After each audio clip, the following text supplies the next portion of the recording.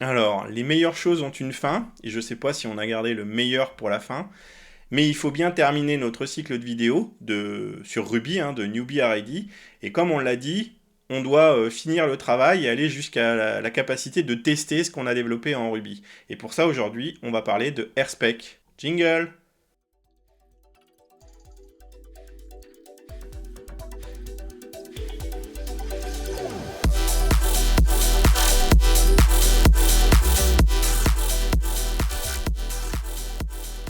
Alors, AirSpec, c'est un sacré morceau, hein. Donc, ce qu'on va faire, c'est un survol, hein. On va pas avoir pour objectif d'essayer de vous rendre opérationnel pour faire des tests.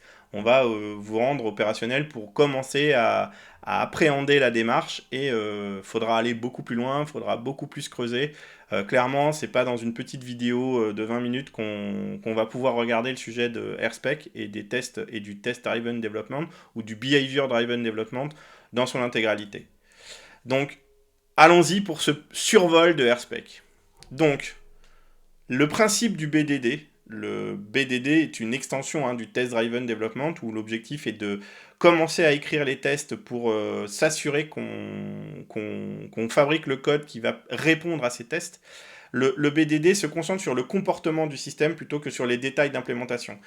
L'avantage de AirSpec, c'est qu'il couvre aussi bien le test driven development jusqu'au BDD. Il va répondre jusqu'à ce genre de principe. Peut-être pas seul, parce qu'effectivement, on a la notion de given when then qu'on va plus retrouver avec un projet qui s'appelle Concumber, qui a commencé en Ruby et qui depuis est porté dans énormément de langages, ce qui démontre quand même que Ruby est un incubateur d'énormément d'aspects méthodologiques et techniques modernes.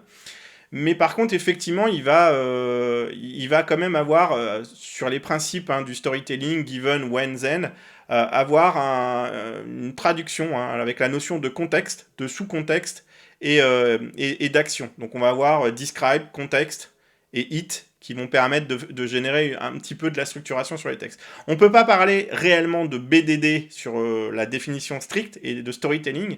Par contre, on peut effectivement avoir une approche qui va être une approche médiane, intermédiaire entre les deux. Et moi, je considère que quand on fait du use case sur un applicatif, du use case métier, il faut utiliser plutôt du Concumber pour aller vers du formalisme, vraiment du formalisme type storytelling. Par contre, dès qu'on est sur du composant logiciel, AirSpec est à mon avis plus adapté. Alors, qu'est-ce que AirSpec? C'est un framework de test pour le langage Ruby.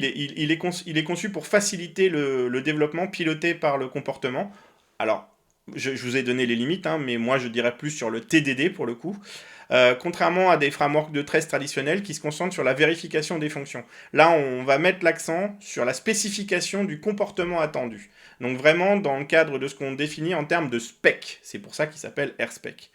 Donc les tests AirSpec, ils sont écrits sous forme de spécifications exécutables qui sont indépendantes les unes par rapport aux autres. Donc il y a un vrai sujet autour du test, mais qu'on retrouve dans énormément d'outils de test, dans énormément de langages, sur l'aspect stateless, de chacun des tests. Chaque test est indépendant des autres et on ne peut pas considérer qu'il y a un maintien d'état et un maintien d'information entre les tests. C'est extrêmement important quand on commence à manipuler des outils de test parce qu'au début on se dit bah tiens, je vais faire toutes mes itérations.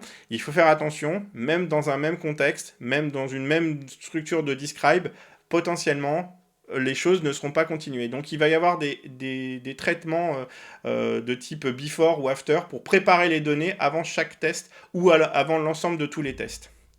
Attention à ce sujet. Donc pourquoi utiliser AirSpec? Je vais vous faire la même blague, hein, parce qu'il faut le faire. Et puis du coup, je vais quand même vous l'expliquer. Donc pourquoi AirSpec? Parce que la syntaxe AirSpec par rapport à d'autres frameworks, elle est basée sur un domaine spécifique language en Ruby, encore une fois, comme on avait vu avec Rake. Donc on va gagner en clarté, en expressivité. On va avoir du code de test qui va être lisible, qui va ressembler à des phrases en anglais et qui même potentiellement va fournir des sorties de résultats qui, elles, vont être pleinement lisibles en anglais. Et ça rend la capacité de pouvoir justement transformer le résultat d'exécution dans des tests en élément de listage, de liste des spécifications du programme. Et c'est facile à comprendre pour un développeur, C'est facile presque à comprendre pour des chefs de projet, et je vous garantis que je l'ai déjà fait, j'ai déjà utilisé, j'ai même utilisé AirSpec pour exécuter des tests pour autre chose que du Ruby, pour faire de l'automation sur du Selenium ou ce genre de choses, avec les frameworks comme Vatir par exemple, pour aller exécuter des tests sur une application qui était absolument pas faite en Ruby, elle était faite en Perl pour le coup. Oui, ça arrive. Et malgré tout, on était capable de le faire. Et on pouvait aussi, au travers de composants clients, interroger des bases de données, interroger des services d'annuaire, et ainsi de suite, qui permettaient de décrire les tests de façon comportementale via AirSpec dans le DSL Ruby, alors que pour autant, ça n'était pas un applicatif Ruby qui était testé. Parce que Behavior Driven Development, dans la stricte partie comportementale, description comportementale. Hein. Je veux pas qu'on fasse l'amalgame avec le storytelling, il faut plutôt aller chercher des outils comme Concomber pour ce genre de choses. L'aspect collaboratif, et je vous le confirme, parce qu'effectivement, hein, on peut construire l'édifice de test simplement parce que ce DSL vient fournir un langage commun de test qui peut être implémenté par plusieurs personnes. La confiance et la sécurité, mais ça c'est pas AirSpec, c'est tous les outils de test. Et la détection précoce des bugs, c'est pareil, c'est tous les outils de test. Dès qu'on adopte le TDD, l'approche par les tests, on sait qu'en permanence, à chaque fois qu'on va modifier son programme, on peut réexécuter les tests et regarder si ce qu'on vient de développer ne crée pas de la régression sur le programme. Donc c'est indispensable de faire des tests, et c'est encore mieux de les faire en AirSpec, en synthèse. Alors, ça s'installe via un gem, comme pratiquement tout l'écosystème Ruby. Ça s'initialise, hein, donc on peut faire un AirSpec init pour créer, par exemple, le répertoire spec avec un spec helper, c'est-à-dire préconfigurer un peu AirSpec pour son usage. Et puis après, on va pouvoir créer son code, par exemple, une librairie avec un calculateur, et créer un calculateur spec qui va s'exécuter quand on va exécuter la commande AirSpec. D'accord ? Donc ensuite, on va écrire des tests simples. Alors, ce que j'ai fait, c'est que j'ai tout mis sur un seul bloc d'affichage. Vous voyez qu'il y a quand même deux fichiers. Il y a le contenu du fichier lib calculator avec notre objet calculator qu'on essaiera de faire en test-driven development, c'est-à-dire d'abord commencer à rédiger les spécifications. Je veux un composant qui s'appelle calculator, où je décris la méthode add et le comportement de la méthode add, et je dis que cette méthode add doit additionner deux entiers correctement, ou deux nombres correctement. Et pour ça, je vais décrire le code nécessaire, ou voulu, pour le coup, puisque je suis en TDD, voulu pour que ça fonctionne. Donc, je vais dire, il faudrait qu'on fasse une affectation en référence d'une variable calc sur un objet calculator, et que je souhaite que quand on fait un calc.add de 2 et 3, ça me renvoie 5. Donc là, on commence à voir de la syntaxe d'assertion. Une assertion Ruby va se faire avec expect. Et là, on a vu, on décrit un objet, on décrit son comportement dans un cas d'usage par des assertions. Et on peut le faire avec add, on peut le faire avec subscribe. Et donc, effectivement, l'assertion, c'est elle qui va recevoir le code de test. Donc, potentiellement, on peut avoir de l'initialisation qui est en dehors de la démarche d'assertion. Mais par contre, on va avoir une syntaxe précise. Expect, un code, point tout, et après, une macro de contrôle. Donc par exemple, EQ comme équivalent to 5. D'accord ? Donc l'avantage, c'est que ça se lit. Je souhaite que calc.add fournisse le résultat 5. Donc on arrive à le lire de façon presque naturelle.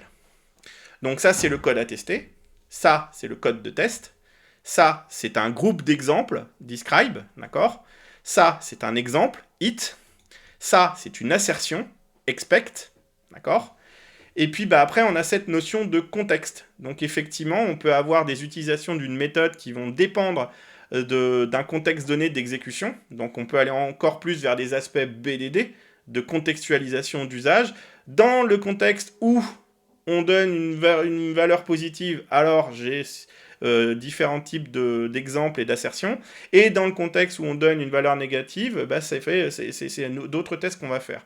Donc c'est là où on voit un petit peu cette notion BDD, bien que je mets des grosses limites sur le fait que ce soit du BDD. Alors j'ai essayé de vous donner un peu des exemples de matchers AirSpec qui permettent de savoir contrôler ce qu'on veut vérifier, une égalité, une comparaison. Donc on a EQ, EQL, B. On a la comparaison, B supérieur, B between, match regex par exemple. Du contrôle de type, be an instance of, be kind of quelque chose. On a les vérités, be truthy, be falsy, be nil. On a les contrôles sur collection, sur un array ou un hachage, include, start with, end with, have key, et ainsi de suite. Tout ça, ce sont des matchers spécifiques à AirSpec. Je suis pas exhaustif, donc vous devez aller voir la doc, vous devez aller beaucoup plus loin. Et puis je reviens un peu sur cette notion de hook et de contexte. Donc quand on doit effectivement avoir des prérequis avant chaque test, donc on fait un before each par exemple, qui va s'exécuter avant chaque hit, chaque itération, d'accord. Et puis à chaque fois, potentiellement, on peut créer une variable globale, une variable d'instance user qui va être utilisée pour les tests. Alors attention, hein, vous vous rappelez, les mécanismes de maintien d'état et ainsi de suite, voilà, il faudra faire attention à ce qu'on fait. Et on a la même chose pour faire du nettoyage après coup, venir faire le garbaging des objets qu'on a instanciés et ainsi de suite, ou faire des codes de rémédiation qui vont bien en fonction de ce qu'on veut faire, avec after each. Et puis on va avoir la possibilité d'avoir aussi un traitement qui se fait avant tout. Je préparais un répertoire de spool, un répertoire de log, pardon, ou un répertoire de données temporaires, par exemple, ça va se faire dans un before all. Et puis après, on écrit ses contextes, on écrit ses exemples et ses assertions. Donc, celui qu'on voit en haut, c'est avant chaque exemple, et puis celui qui est before all, c'est avant tous les exemples. Donc, on a terminé notre cycle de vidéos sur Ruby. Alors, j'espère que ça vous a apporté quelque chose. En tout cas, n'hésitez pas à me faire des feedbacks, n'hésitez pas à me dire sur quoi il faudrait peut-être creuser, les choses qui ne sont pas claires dans ce que j'ai fait. Voilà, moi je vous ai proposé un chemin pour vous faire découvrir Ruby. Ce chemin, moi je l'ai fait seul. Je sais que c'est faisable aussi de le faire seul. Mais je suis sûr que si vous arrivez, je sais pas, est-ce que vous avez regardé toutes les vidéos quand elles sont sorties ou si vous les avez toutes regardées d'un coup? Je suis certain que si vous êtes dans la démarche que vous les aviez regardées toutes d'un coup, en quelques heures ou quelques jours en quelques jours, on est capable de devenir assez opérationnel sur Ruby, si on est un minimum curieux et puis si on teste, si on est dans l'expérimentation. Et je vous encourage à être dans cette démarche. Au revoir.